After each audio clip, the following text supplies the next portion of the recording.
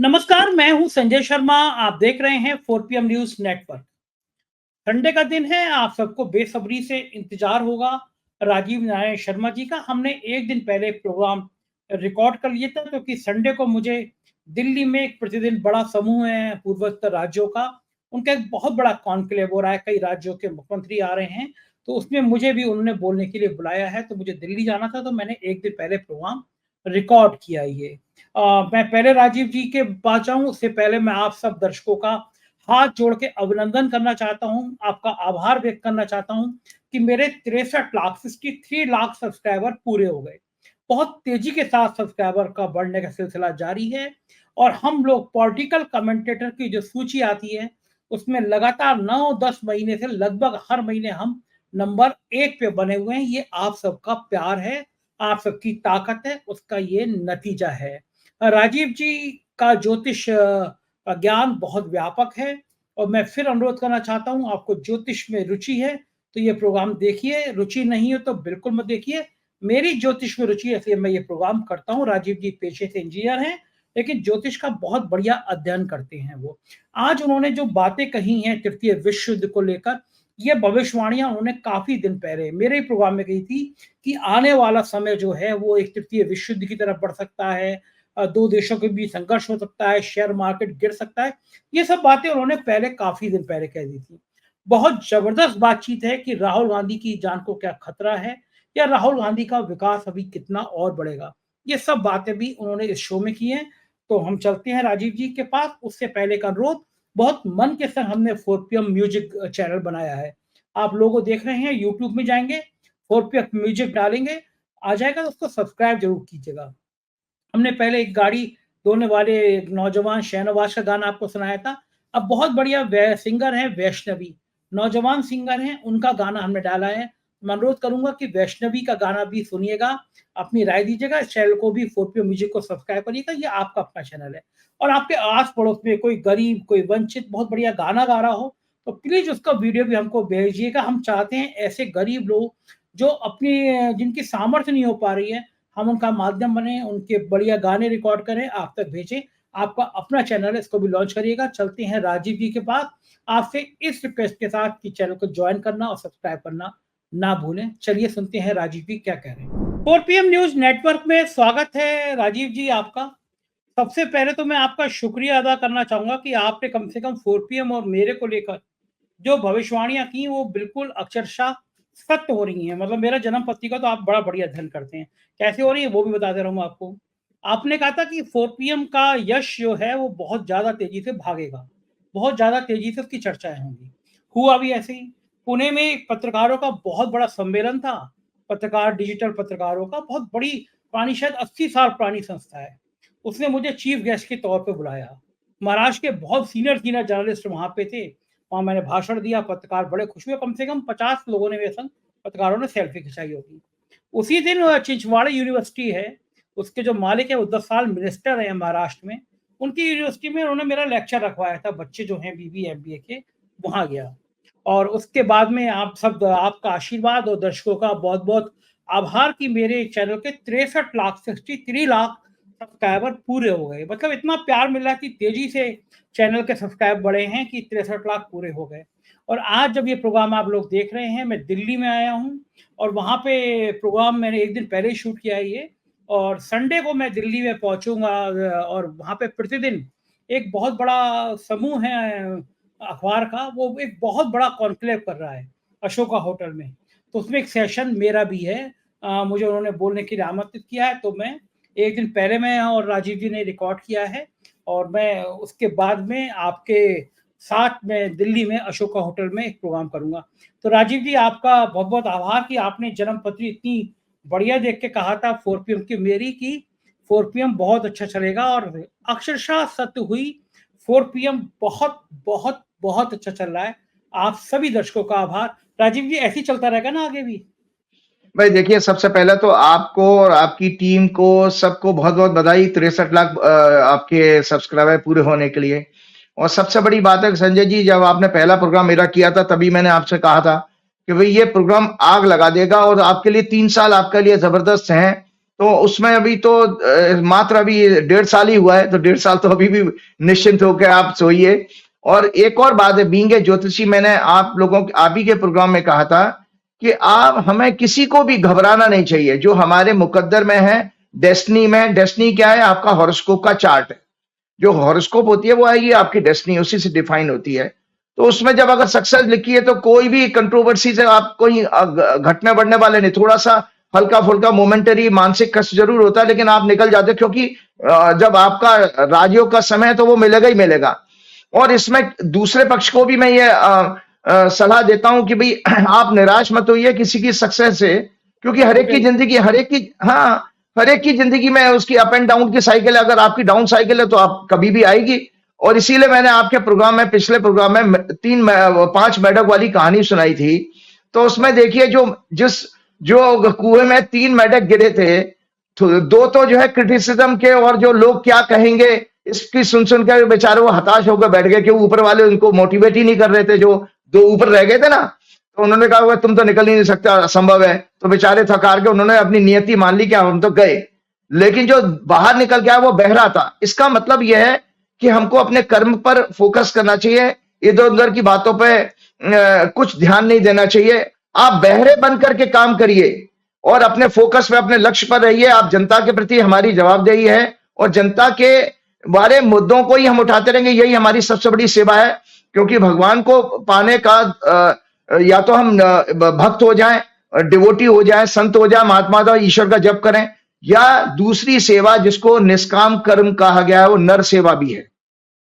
मैं हूं या आप हैं, हम सब नर सेवा कर रहे हैं। मेरा काम अपने इस ज्योतिष ज्ञान के जरिए लोगों को जागृत करने का, चेतना जगाने का है, सो दैट लोग सत्य को पहचान पाए, जिसको कि मैं लगातार कर रहा हूं और आप भी वही काम कर रहे हैं। पत्रकारिता में भी यही मूल आत्मा ही पत्रकारिता की यह है कि राजा की सूचना प्रजा तक पहुंचाना, प्रजा के कष्ट राजा तक पहुंचाना। उसमें आप करते रहिए, तो उसमें ये कोई ऐसी छोटी मोटी चीजें हमें किसी को फर्क नहीं डालने वाली है। बिल्कुल ठीक बात है। बहुत बहुत शुक्रिया राजीव जी, हौसला बढ़ाने के लिए। मजे की बात है, आज की मेरी और आपकी शर्ट एक जैसी है। आज हम भी वाली सूची में हो गए। गेरुआ वाले। आज मुझे बड़ा बढ़िया मैसेज भेजा किसी ने कि 3 इडियट पिक्चर का डायलॉग था कि अगर दोस्त फेल हो जाए तो बुरा लगता है, लेकिन दोस्त टॉप कर ले तो और बुरा लगता है।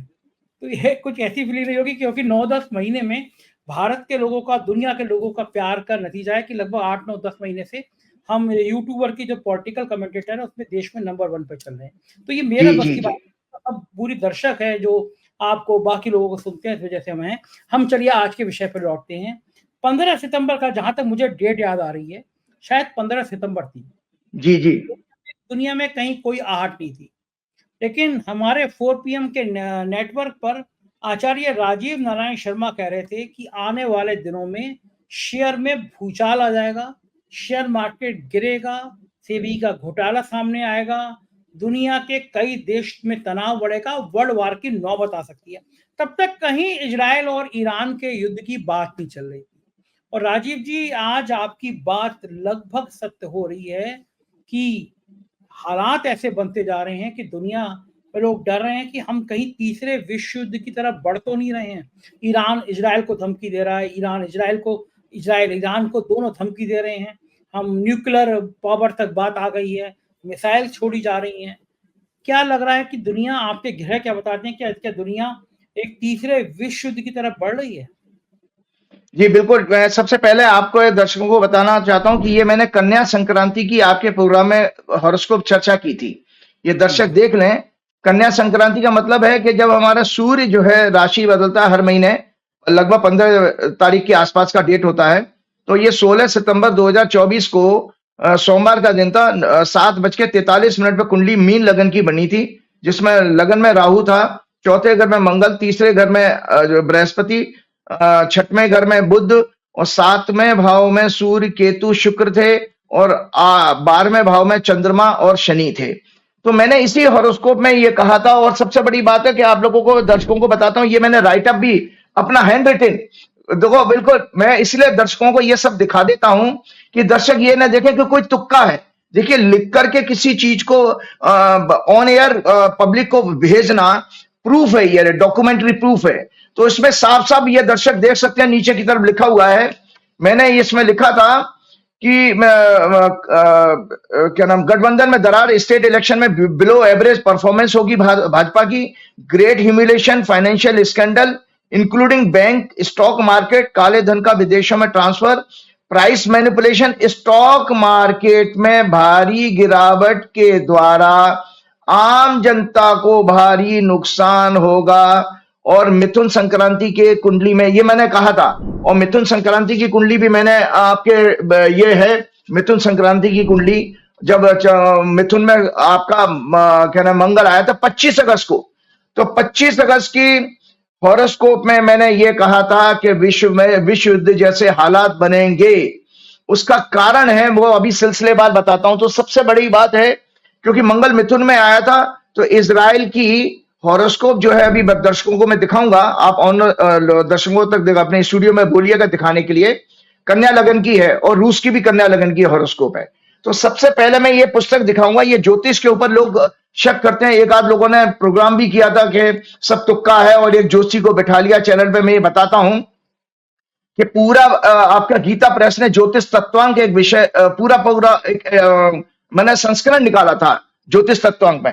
तो उसमें देखिए बहुत अच्छी बात उसमें लिखी है, मैं पढ़ के सुनाता। यदि ग्रह नक्षत्रों की गणना करने वाला ज्योतिषी हो ना हो तो मुहूर्त, तिथि, नक्षत्र, ऋतुएं तथा आयन ये सभी व्याकुल हो जाएं। संपूर्ण अंगों तथा पांगों सहित वेद शास्त्र में, कुशल एवं होरा शास्त्र तथा गणेश शास्त्र में क्या नाम है परिनिष्ठित देवज्ञ की जो राजा पूजा नहीं करता वह विनाश को प्राप्त होता है।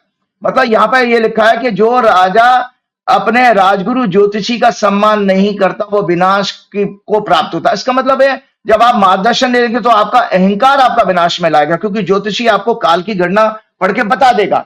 इसी में मैं आपको वो एक चीज और पढ़ के बताता हूं। लोगों को ये जब विश्वास मतलब नहीं होता, कुछ लोगों ने ये भी कहा था कि भाई ये लोग राजनीति की बातें राजीव जी बहुत करते हैं, तो मैं आपको बताता इसी में ये पेज नंबर 29 है, दर्शक ये देख ले, पेज नंबर 29 है, मैंने लिखा है। यहां पर लिखा है कि ज्योतिष के जो उसमें स्कोप में क्या क्या शब्द आते हैं। वास्तुशास्त्र जो ज्योतिष में परिगणित है, ऐसे ही सामुद्रिक शास्त्र, हस्तरेखा विज्ञान, रत्न विज्ञान, मनोविज्ञान, धर्मशास्त्र, व्रत, उपवास, दान आदि, उपासना शास्त्र, सूर्योदय शास्त्र, संग्राम विजय, शकुन शास्त्र, नक्षत्र विज्ञान, गणित शास्त्र, गो विज्ञान, प्रश्न विद्या, अंग विद्या, मुहूर्त शास्त्र, अर्थशास्त्र, मतलब इकोनॉमी में आपके ज्योतिष के स्कोप में आती है। मैं पढ़ के सुना रहा हूं दर्शकों। अर्थशास्त्र, भूगोल शास्त्र, भूगर्भ शास्त्र, जियोलॉजी, स्वप्न शास्त्र, जल विज्ञान, भौतिक विज्ञान, फिजिक्स भी, और कृषि शास्त्र, प्रतिष्ठा विज्ञान, कर्मकांड, परलोक विद्या तथा आध्यात्म शास्त्र, ये सभी के सभी विषय ज्योतिष के अंदर आते हैं। और मैं आपको इसलिए बात बता रहा हूं, आज सिलसिलेवार वर्ल्ड वार की चीज में जो ग्रहों की स्थिति है उसमें बहुत बड़ा खुलासा करने जा रहा हूं आपके प्रोग्राम में। ग्रह मैंने आपके इसी पुस्तक में लिखा है, ग्रहों के अधीन ही यह संपूर्ण संसार है। ग्रहों के अधीन ही सभी श्रेष्ठ मनुष्य, राजनेता और अन्य महत्वपूर्ण नेता व्यक्ति होते हैं। काल का ज्ञान भी ग्रहों के अधीन है और हमारे सभी कर्मों के फल को देने वाले भी ग्रह ही होते हैं। बृहस्पति संहिता मतलब जो ब्रह्मांड है, जिसको यूनिवर्स कहते हो, ये हम सबको कंट्रोल कर रहा है, हमें नहीं पता। चाहे उसमें वो ब्रह्मांड हमको कंट्रोल कर रहा है, इजराइल को भी कंट्रोल कर रहा है, ईरान को भी कर रहा है, अमेरिका को कर रहा है, भारत को कर रहा है, दुनिया के जितने देश है सबको कर रहा है, लेकिन हमको अज्ञानता बस पता नहीं है। और इसमें आपको बताऊं, विश्व में जितने भी धर्मशास्त्र है, रिलीजन है, कल्ट है, सेक्स है, सभी में काल के ज्ञान को पाने का महत्व रहा है। गणित यानी एस्ट्रोनॉमी, एस्ट्रोलॉजी की एक फैकल्टी है जिसके द्वारा काल यानी समय की कैलकुलेशन आदिकाल से हो रही है। काल पृथ्वी, चंद्र, सूर्य की गति के आधार पर कैलकुलेट किया जाता है। यूनिवर्स यानी ब्रह्मांड आदिकाल से मनुष्यों को आकर्षित करता रहा है। इस्लाम में जितने प्रेयर के जो टाइमिंग है वो समय को कैलकुलेट करके की जाते हैं, जो 5 बार की नमाज होती है। इसी तरह वैदिक शास्त्र में जो 3 संध्याएं हैं, प्रातःकालीन, मध्यकालीन, मध्याह्न के समय और सायकालीन, ये भी समय सूर्य की गति के आधार पर निर्धारित होती है। हमारे यहाँ संजय जी हिंदू धर्म में 3 बार प्रार्थना करने का क्या नाम है वो बताया गया शास्त्रों में। हम तो 1 बार भी कर रहे हैं तो भी आपका कल्याण हो जाए, 3 बार कहा गया है। हमारे सारे उत्सव, हमारे जितने भी फेस्टिवल होते हैं, देखो आप तिथि देखते हो ना कि भाई आज जन्माष्टमी की तिथि आधे दिन चल रही है, आधे नहीं है, तो 2-2 त्योहार हो जाते हैं। हमारे हमारे सारे उत्सव त्योहार, 16 संस्कार जिसमें गर्भाधान प्रथम है, विवाह 15वां है और मृत्यु 16 संस्कार है। इन सभी में काल गणना ज्योतिष मानी, ज्योतिष का मायने है तिथि, नक्षत्र, वार, कर्ण, योग, पक्ष, मास, आयन, मतलब उत्तरायण और सूर्यायन, मतलब जो सूर्य के दो साल भर में गोचर होते हैं ना, दक्षिणायन और सूर्यायन के आधार पर ही होता है। एक बात आपको दर्शकों को बताना चाहता हूं ज्योतिष की महानता के बारे में। अलेक्जेंडर का जो गुरु था वो अरस्तु था। तो अरस्तु ने अलेक्जेंडर को कहा था कि कभी तुम सिंधु घाटी के उस पार उस देश में जरूर जाना और वहां के शास्त्रों के बारे में और खास तौर से ज्योतिष विज्ञान के बारे में जरूर जानकारी हासिल करके आना, ये अलेक्जेंडर को कहा था। तो उस समय फिर 11वीं सेंचुरी में अलेक्जेंडर का एक मंत्री अल-बदूनी यहां भारत आया था और उसने यहाँ पे बाकायदा शास्त्रों का अध्ययन किया और अल-बदूनी ने ज्योतिष शास्त्र का भी अध्ययन किया और उसने जो लिखा है, उसने लगभग 45 किताबें लिखी हैं अल-बदूनी ने, जो 11वीं शताब्दी में। किसका? अलेक्जेंडर का मंत्री था। तो उसने अल-बदूनी कहते हैं कि भारत के इस ज्योतिष ज्ञान से महान ज्ञान कोई नहीं है, क्योंकि यह मनुष्य के जीवन में हो चुके, हो रहे और होने वाले सभी विषयों, संघर्षों, समस्याओं के कारण और समाधान के बारे में मार्गदर्शन कर सकता है। ये मैंने इसलिए बताया क्योंकि ये ज्योतिष के बारे में जब लोगों ने प्रश्न चिन्ह लगाया तब मैंने आपको ये बातें बताना मेरे लिए जरूरी था। अब आपको एक बड़े मजे की बात बता दो, हमारे नरेंद्र भाई की अंग्रेजी में हाथ थोड़ा सा तंग है, नरेंद्र भाई का। अब वो पता नहीं क्या होता है, वो यूक्रेन में मिलके जाते हैं जेलेंस्की के पास में और अगले दिन ही रशिया जो 100 मिसाइल दाग देता है। हमारी गोदी मीडिया कहती है मोदी जी सुलह वार्ता कराने गए हैं और अगले दिन ही नेक्स्ट डे 100 मिसाइल दागी थी, जो कि 2 साल के युद्ध में सबसे ज्यादा एक दिन का हमला था। इसी तरह से अभी 2-3 दिन पहले मोदी जी फ्रंट पेज में न्यूज थी टाइम्स ऑफ इंडिया में, दर्शक देख सकते हैं कि उसमें दिया था आज मोदी जी ने नेतन्याहू से बात करी, अगले दिन ईरान ने 200 मिसाइल दाग दी उसके ऊपर। तो ये हो क्या रहा है, मोदी जी की कोई बात सुनी नहीं रहा है, पता नहीं भगवान जाने। तो मैं आज आपके दर्शकों को बताना चाह रहा हूं कि एक तो मैंने विक्रम संवत की ये कुंडली आप लोगों की चर्चा की थी। ये आपकी 5 अप्रैल की कुंडली है और 5 ये हो क्यों रहा है हमको जानना भी तो जरूरी है। 8 अप्रैल 2024 को सोमवार के दिन 11:51 पे ये कुंडली बनी थी, धनु लगन की कुंडली। इसका राजा जो है मंगल है और मंत्री शनि है और शनि और मंगल तीसरे भाव में है इस कुंडली के, जो दशम से 6वां भाव बनता है। इसका मतलब है कि पूरे विश्व में इस सारे साल और अगले साल तक ये रहेगा आपका 7 अप्रैल तक, ये वाला साल 7 अप्रैल 2025 तक पूरे साल में जो सत्ता में बैठे लोग हैं उनके लिए कष्ट ही कष्ट रहेंगे।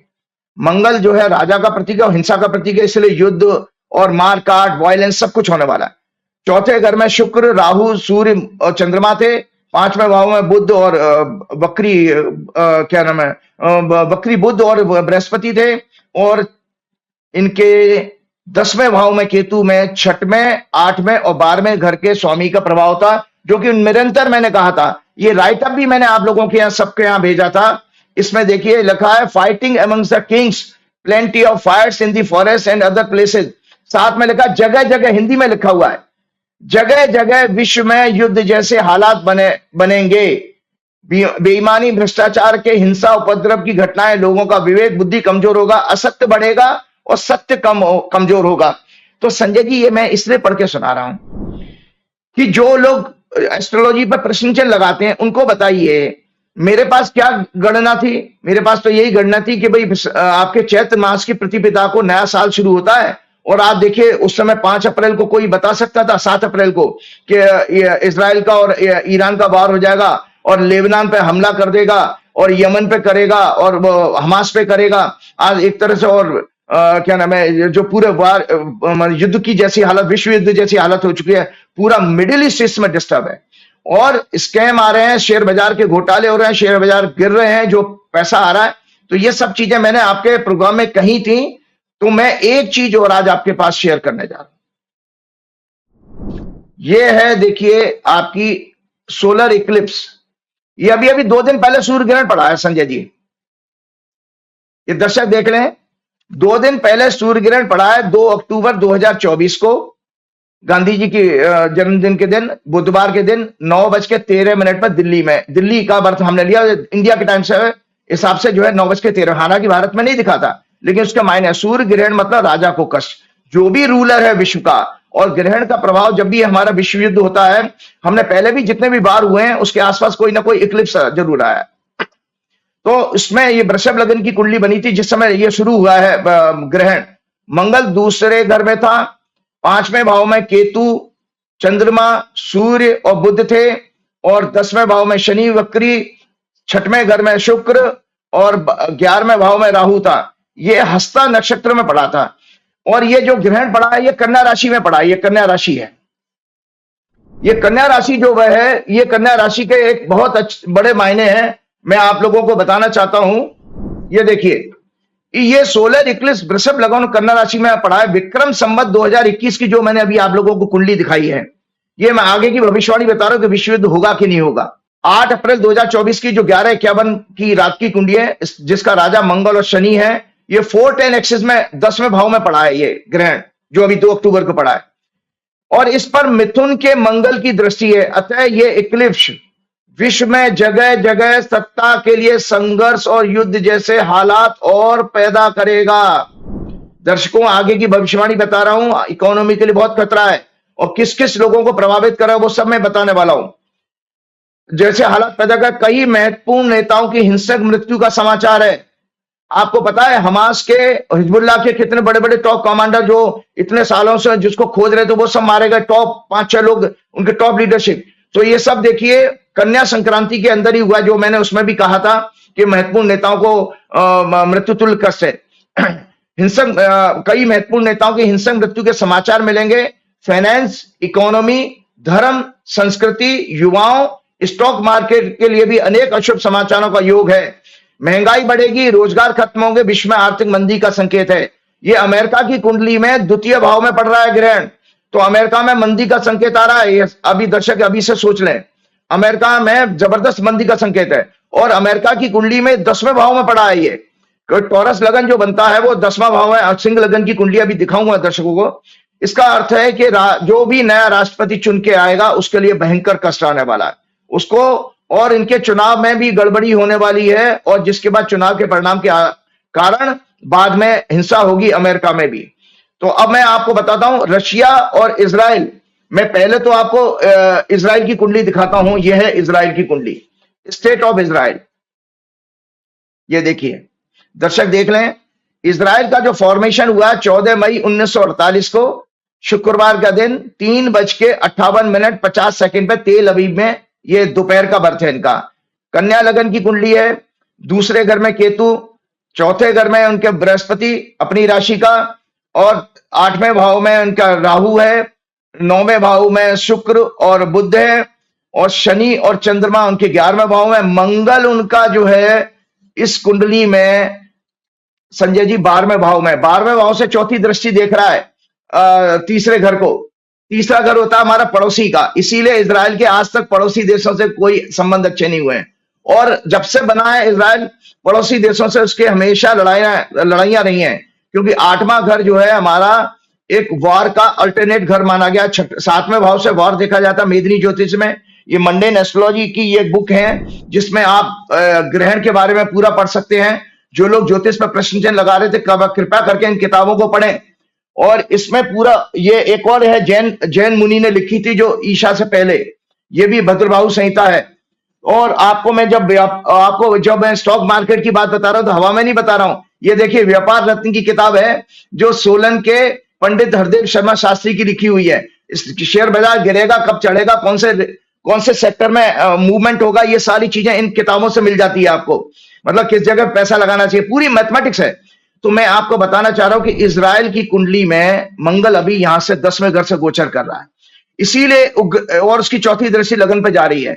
इसका मतलब है इजराइल जो है इतना एग्रेसिव क्यों है, और इजराइल एग्रेसिव रहेगा। इजराइल की कुंडली इस समय, इजराइल की जो दशा चल रही है वो देखिए, करंट दशा राहु केतु की चल रही है इजराइल की, जो अभी मैंने कुंडली दिखाई। और इजराइल की कुंडली में ही राहु केतु से ग्रहण आता है, तो इजराइल के लगन में और 7वें भाव में ये ग्रहण पड़ गया है। इजराइल के लगन और सप्तम भाव में ग्रहण पड़ा। इसका अर्थ संजय जी समझ लीजिए कि इजराइल में नेतन्याहू की लाइफ को भी खतरा है। मैं आप सोचिए, नेतन्याहू की लाइफ को भी खतरा है, बहुत बड़ा खतरा है उनके और उनके बड़े मिलिट्री के लीडर्स के लिए भी बहुत खतरे वाला समय है। उसका कारण आगे बताने वाला हूं। करंट दशा इजराइल की है राहु केतु, जो 15 नवंबर 2024 तक चलेगी। 15 नवंबर 2024 तक का कष्ट है इजराइल के लिए बहुत ज्यादा। इकोनॉमिकली, बिजनेस, डोमेस्टिक हैप्पीनेस के मैटर में इनके लिए ये वर्स्ट टाइम है, सबसे दुखद समय है आंतरिक सुख शांति के लिए। 20 अक्टूबर को जब मंगल इनके जन्म के शनि और चंद्र के ऊपर से ट्रांजिट करेगा, इनके टॉप मिलिट्री कमांडर लीडर की दुर्घटना, वायलेंट डेथ और देश में भारी मात्रा में हमले होने का योग आ रहा है इजराइल के ऊपर, क्योंकि इनके जन्म के शनि और चंद्रमा के ऊपर से ये मंगल 20 अक्टूबर को राशि बदल रहा है। तो उस दौरान यह इजराइल के लिए बहुत बहुत ही कष्ट का समय है, ये लोग सोच रहे हैं। अब मैं आता हूं, एक कुंडली और चर्चा करने वाला हूं। देखिए, मैं एक कुंडली और यहाँ ईरान से ही हुआ, ईरान की एक कुंडली दिखाने जा रहा हूं। इस्लामिक स्टेट ऑफ ईरान की जो फॉर्मेशन हुई थी 1 अप्रैल 1979 को, संडे के दिन 3 बजे का टाइम है। कर्क लगन की कुंडली है, इनका लग्नेश उच्च का है 11वें भाव में, और 9th लॉर्ड भी उच्च का है, लगन में बैठा है। शनि और राहु दूसरे घर में है, और 8वें भाव में केतु और शुक्र है, और 9वें घर में मंगल के साथ बुध और सूर्य हैं।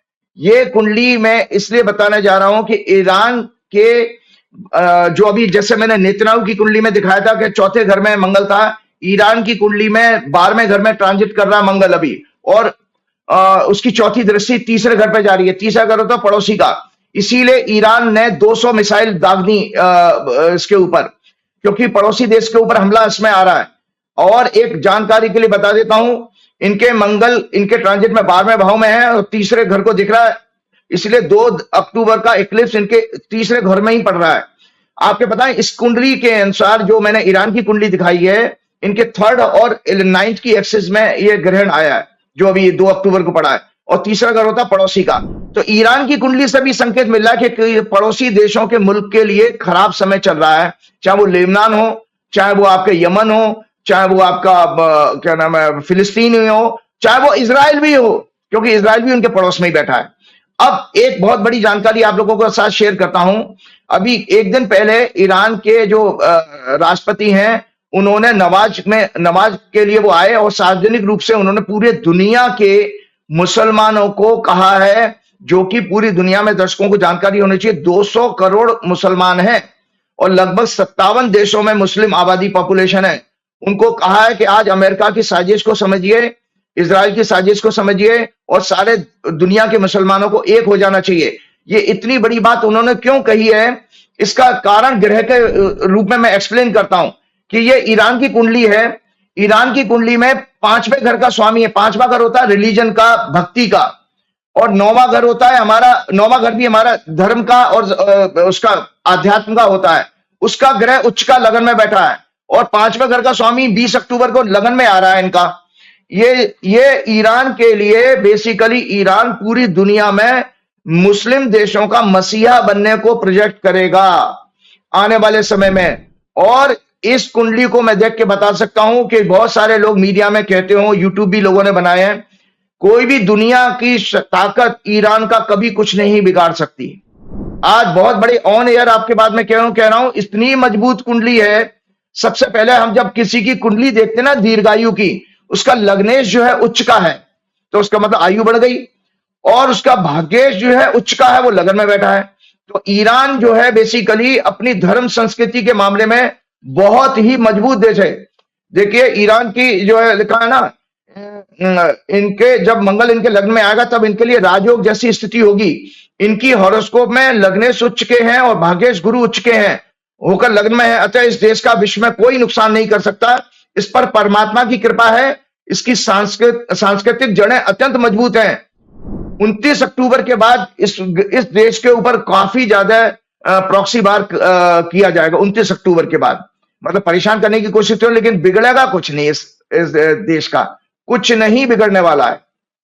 अब मैं आपको पास एक कुंडली दिखाता हूं। ये राजीव जी, अगर ये हमें थोड़ी सी राजनीतिक बातें भी बड़ा जरूरी है करना।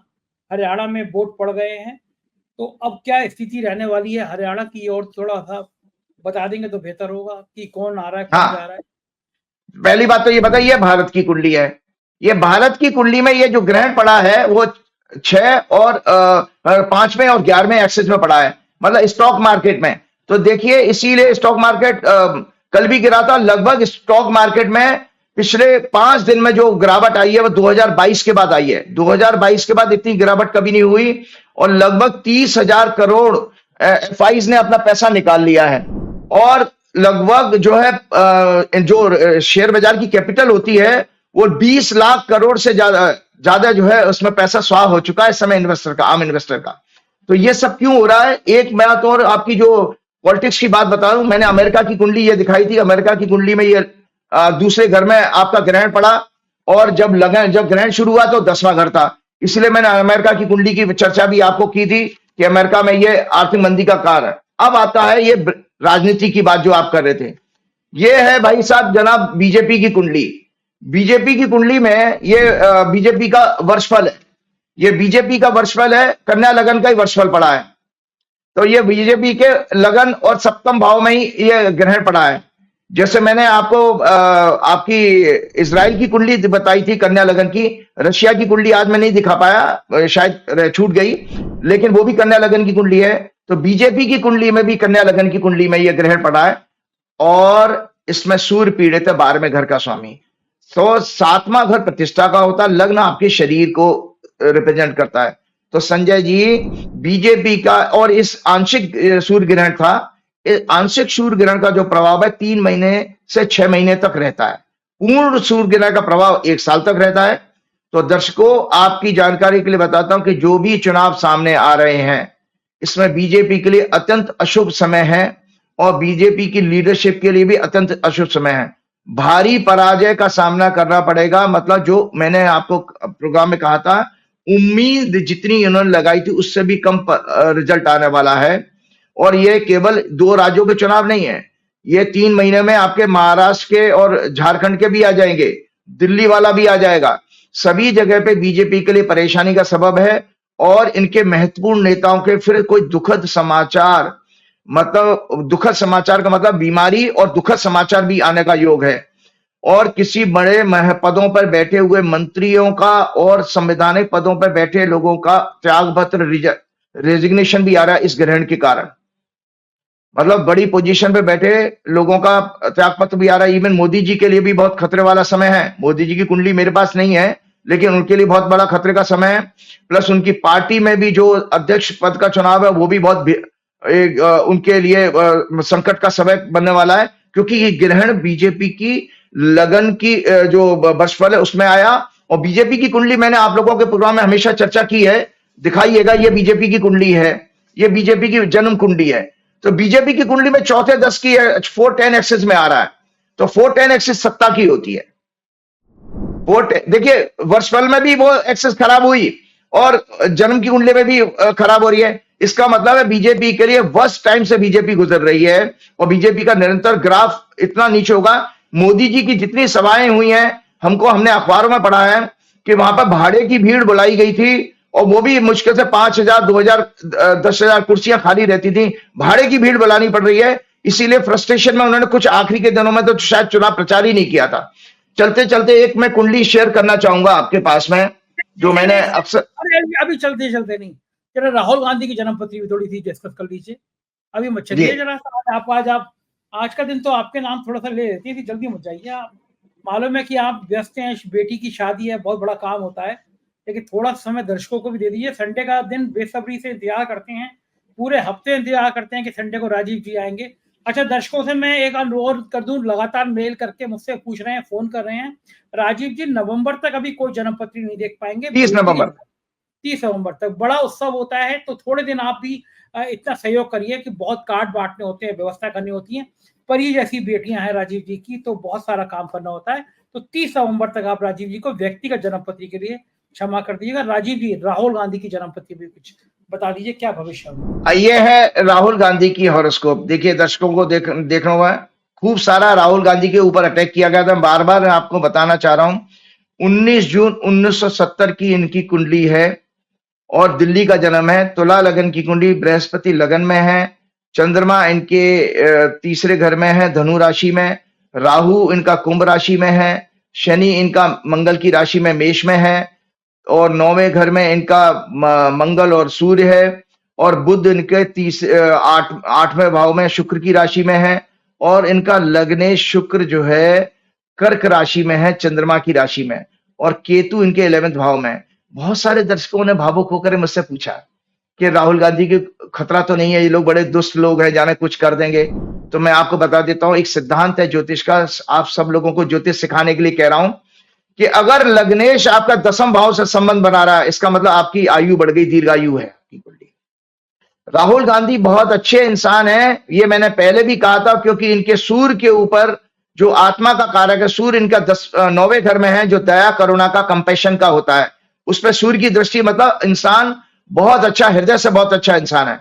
और बृहस्पति जैसा मोरल और एथिक्स का ग्रह उनके लगन में है और मोरल एथिक्स के घर में ही मोरलिटी, एथिक्स, आपका अध्यात्म, स्पिरिचुअलिटी, कंटेंटमेंट, कंपैशन, जितने भी अच्छे गुण सदाचार कहे गए हैं, वो सूर्य वहां पर बैठा, उसको दृष्टि मिल रही है। और मंगल भी इनका वहीं 7वें घर का लॉर्ड जो है वहां बैठा हुआ है। चंद्रमा एक क्लासिकल कॉम्बिनेशन है कि अगर लग्नेश, सूर्य और चंद्र तीनों अगर शुभ राशियों में हो तो ऐसा व्यक्ति बहुत अच्छा इंसान होता है। तो राहुल गांधी का लग्नेश जो है वो चंद्रमा की राशि में, शुभ राशि में है। लगन भी तुला है, वो भी शुभ राशि में ही है क्योंकि शुक्र की राशि है। और चंद्रमा इनका धनु राशि में, वो बृहस्पति की राशि है, वो भी शुभ राशि है। और सूर्य इनका मिथुन राशि में, बुध वो भी शुभ ग्रह है। तो राहुल गांधी की जो हॉरोस्कोप है वो दरअसल बेसिकली एक बहुत अच्छी हॉरोस्कोप है। मैंने आपको बताना चाह रहा हूं कि एक राहुल गांधी जैसे व्यक्ति को दुनिया के आज इस समय जो संसार में जगह जगह वॉर हो रही है, राहुल गांधी जैसा व्यक्ति एक दुनिया में एक शांति दूत का काम कर सकता है, क्योंकि उन्होंने जो काम करके दिखाया, आज तक मुझे नहीं पता कांग्रेस ने उसको गिनीज बुक में क्यों नहीं भेजा, कि दुनिया में असंभव है, कोई भी जवान से जवान यूथ जो है इतने 1000 किलोमीटर नहीं चल सकता। जो उन्होंने जिस तरह से इतनी बड़े लार्जर एरिया को, ग्राउंड को कवर किया पदयात्रा और भारत जोड़ो न्याय यात्रा के जरिए और भारत जोड़ो यात्रा के जरिए, वो असंभव है आज के किसी भी लीडरशिप के लिए संसार में। तो ऐसा व्यक्ति बेसिकली एक मिशन लेकर के संसार में आया है, जो जनमानस की सेवा करने के लिए। जिस तरह से हम इजराइल को देख रहे हैं, जिस तरह हम रशिया को देख रहे हैं, लड़े जा रहे हैं, मरे जा रहे हैं, जाने भगवान ने इसी के लिए हमको जन्म दिया था। 84 लाख करोड़ के जन्मों में से सर्वोच्च जीवन मानव का होता है। और ये यहाँ पर ये इस तरह से वायलेंस हो रहा, पूरी दुनिया को खतरे में डाल दिया। कोविड के बाद आज सोचिए पूरी दुनिया की इकोनॉमी फिर से खतरे के जोन में चली गई है। आप अगर ईरान के जैसे आज कल जो है बाइडेन का एक स्टेटमेंट आया कि इजराइल जो है ईरान के ऑयल के जो ठिकाने उस पर हमला कर सकता है। तो सोचिए दुनिया के सामने कितनी बड़ी एनर्जी की क्राइसिस होने वाली है। प्लस ईरान की जो डेमोग्राफी है, वो इस तरह की लोकेशन है कि जितने भी कॉमर्शियल रूट्स हैं हमारा भारत का, उस रूट से 400 अरब का, पिछले वर्ष का मैंने कहीं प्रोग्राम में सुना था, 400 अरब का एक्सपोर्ट हुआ है। वो सारा खतरे में पड़ जाएगा, हमारे देश भूखे मर जाएंगे कोविड के बाद में। ऐसी इस चीज को रोकना चाहिए। तो यहाँ पर राहुल गांधी जैसे व्यक्ति की आज संसार में जरूरत है। मैं तो राहुल गांधी से कहूंगा, आप प्रधानमंत्री पद के लिए कभी मत सोचिए, आप विश्व का मार्गदर्शन करने के लिए लोगों से मिलिए, जो कभी नरेंद्र मोदी तो कभी कर ही नहीं सकते क्योंकि उनके डीएनए में नहीं है, वो तो निंदा करने वाले, ईर्ष्या करने वाले लोग हैं। लेकिन राहुल गांधी पूरी दुनिया को मोटिवेट कर सकता। क्यों? क्योंकि भगवान कृष्ण ने जो है, जो गीता में जो कहा है, आज मैं बताता हूं कि कैसा लीडर जो है इस संसार को सुख शांति में ला सकता है। वो दर्शकों की जानकारी के बताऊं, भगवान कहते हैं, जो पुरुष सभी जीवों में द्वेष भाव से रहित, free from malice, free from feelings of I and mind, स्वार्थ रहित, friendly, compassionate, balance in joy and sorrow, having forgiveness, contentment और सदैव मुझ में आस्था रखने वाला है, who has subdued his mind, senses and body, has a firm resolve, conviction and has surrendered his mind and intellect to me, वह मुझे अत्यंत प्रिय है। ऐसे व्यक्तित्व की सोच वाला व्यक्ति ही आज विश्व में सभी का कल्याण और शांति सुख का कार्य करके मानव जाति को लीड कर सकता है। इन लीडर्स में शास्त्रों के बताए गए समस्त स्वाभाविक गुण होते हैं जो राहुल गांधी के अंदर है। दर्शक पहचान सकते हैं क्या गुण है। राहुल गांधी प्रेम की दुकान ऐसे नहीं कहता, वो मोहब्बत की दुकान।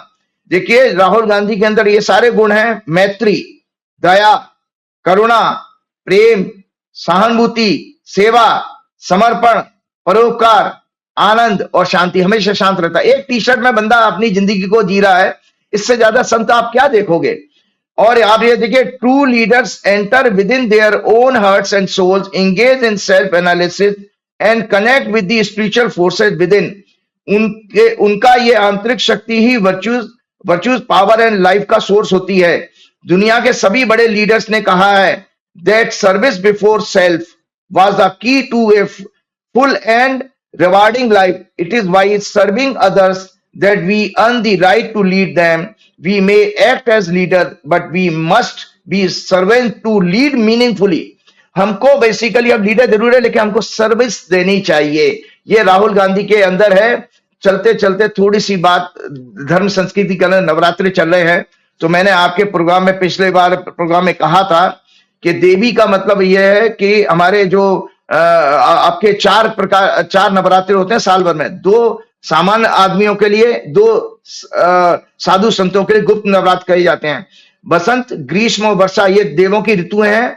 शरद, शिशिर और हेमंत ये पितरों की ऋतु हैं। तो हमारे जो 4 नवरात्र आते हैं वो आते हैं चैत्र मास और आश्विन मास के नवरात्र ही सामान्य मनुष्यों के लिए माने गए हैं। इन्हें क्रम से वासंती बसंत ऋतु के कारण और शारदीय शरद ऋतु के कारण कहा जाता है।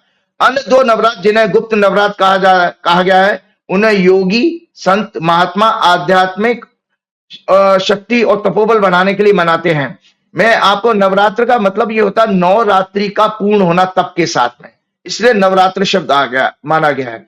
मतलब ये बेसिकली 4 है। आप अगर लॉजिक दिखाइए, भारतवर्ष में 6 ऋतुएं आती हैं और 6 ऋतुएं आज की हमारे शायद यूथ को पता नहीं होगी। मैं जल्दी से बता देता हूं। ग्रीष्म ऋतु जो वैशाख ज्येष्ठ मास मतलब मंथ होता है, अंग्रेजी महीना होता है अप्रैल और मई। वर्षा ऋतु आषाढ़ श्रावण जून और जुलाई। शरद ऋतु भाद्रपद आश्विन अगस्त और सितंबर। शिशिर ऋतु कार्तिक मार्गशीर्ष अक्टूबर नवंबर। हेमंत ऋतु पौष माघ दिसंबर जनवरी। वसंत ऋतु फाल्गुन और चैत्र फरवरी और मार्च। ये 6 ऋतु होती हैं। तो संजय जी क्या होता है कि हमारे शास्त्रों में हेल्थ को बिना स्वास्थ्य के आप ईश्वर का भजन भी नहीं कर सकते, ध्यान भी नहीं लगेगा। तो इसलिए क्या गया कि हर क्वार्टर पे एक 9 दिन के अपने आप को रिवाइव करने के लिए प्रोसेस आ गया। इसी को नवरात्र कहते हैं कि आप अपनी हेल्थ को अपनी बॉडी को, माइंड को डिटॉक्सिफाई कर पाए, इसलिए आपको नवरात्र मनाने चाहिए। तो मैं चलते चलते फिर एक बार रिपीट करूंगा। मैंने कृष्ण जन्माष्टमी के दिन कहा था उपवास का मतलब क्या, आपने पीछे भी पूछा था, उसके बाद प्रोग्राम समाप्त करेंगे। व्रत यानी संकल्प, कमिटमेंट का सभी देश तथा रिलीजन में महत्व है। व्रत से मनुष्य की अंतरात्मा और चित्त, मन, बुद्धि, अहंकार की शुद्धि होती है। इससे ज्ञान शक्ति, विचार शक्ति, बुद्धि, श्रद्धा, मेधा, भक्ति तथा पवित्रता की वृद्धि होती है। संकल्प शक्ति बढ़ती है, आत्मबल बढ़ता है, परमात्मा के साथ योग में सहायक होते हैं। साथ ही शारीरिक और मानसिक स्वास्थ्य भी अच्छा रहता है। नियमित व्रत से दीर्घायु प्राप्त होती है। कई वर्ष पहले जापान के एक साइंटिस्ट को व्रत की थ्योरी पर नोबेल प्राइज भी मिल चुका है। व्रत से हमारे शरीर में टॉक्सिन्स कम होते हैं, बॉडी का रिपेयर सिस्टम स्ट्रांग होता है, न्यू सेल्स डेवलप होती हैं। व्रत से न्यूरो और कैंसर जैसी बीमारियों का भी अत्यंत लाभ होता है। आपको जानकारी के लिए बता देता हूं जल्दी से। एक रिसर्च आई थी, अभी तक ये जो पार्किंसन की बीमारी को लोग समझ रहे थे ब्रेन का डिसऑर्डर है। संजय जी, अभी रिसेंट रिपोर्ट आई है टाइम्स ऑफ इंडिया के अखबार में कि जो आपकी जो पार्किंसन की बीमारी है वो गट की वजह से होती है। जब उनके 76% पेशेंट के अंदर देखा गया तो उनको गट की हेल्थ, मतलब आंतों की जो फाइनल डाइजेशन होता है उसमें प्रॉब्लम थी, जिसके वजह से वो ब्रेन का डिसऑर्डर खराब हो गया। तो वही बात इसमें कही गई कि व्रत से हमारा न्यूरो सिस्टम हेल्दी होता है, न्यूरो मतलब ब्रेन, और आपकी जो है कैंसर मतलब डेड सेल्स भी जो है रिपेयर होना शुरू हो जाती हैं। याद रहे हमारा शरीर 70% एल्कलाइन है। भोजन को डाइजेस्ट करने के लिए 30% एसिड हमारे शरीर में स्वतः बनता है, परंतु मार्केट के फ्रोजन फूड्स, तले हुए जंक फूड सभी एसिडिक हैं जो हमारे बॉडी को स्लोली डैमेज करते हैं। T, coffee, cold drink, all types of alcoholic drinks, preservative foods and juices सभी एसिडिक हैं। व्रत नेचुरोपैथी आयुर्वेद के अनुसार डिजीज को ठीक करने की एक एंशिएंट थ्योरी है। व्रत 3 प्रकार के होते हैं, शास्त्रों के अनुसार शारीरिक व्रत निराहार मतलब भोजन आदि छोड़ के शारीरिक व्रत कहा गया है, और नियमित उचित भोजन, और बाकी यम नियम आसन जो है यम नियम वो कहे गए क्या नाम है योग शास्त्र के अनुसार। मानसिक व्रत है अहिंसा, सत्य का पालन, चोरी ना करना, ब्रह्मचर्य, धन संग्रह ना करना। पतंजलि के अनुसार यम एवं नियम मानसिक व्रत माने गए हैं। राग द्वेष का त्याग, वैराग, दया, करुणा, प्रेम, सेवा, सहयोग का अभ्यास भी मानसिक व्रत है। और वाचिक व्रत मौन एवं परोपकार, सत्य और मृदु भाषण, कटुता, चुगली का त्याग वाचिक व्रत माना गया है। व्रत का पालन करने से दुख, दारिद्र्य एवं शरीर रोग, skin cancer, ulcer, acidity, gastric, मानसिक रोग, depression, anger, suicidal feeling, neuro and brain related and hormonal रोग दूर होते हैं। व्रत सनातन धर्म संस्कृति का प्राण है। और उपवास का अर्थ होता है उपमद समीप, उपवास माने बैठना मतलब ध्यान लगाना। तो इसके साथ चलते चलते श्री गुरु चरण सरोज रज निज मन मुकुर सुधार, वर्ण रघुवर विमल जसु जो दायक फलचार।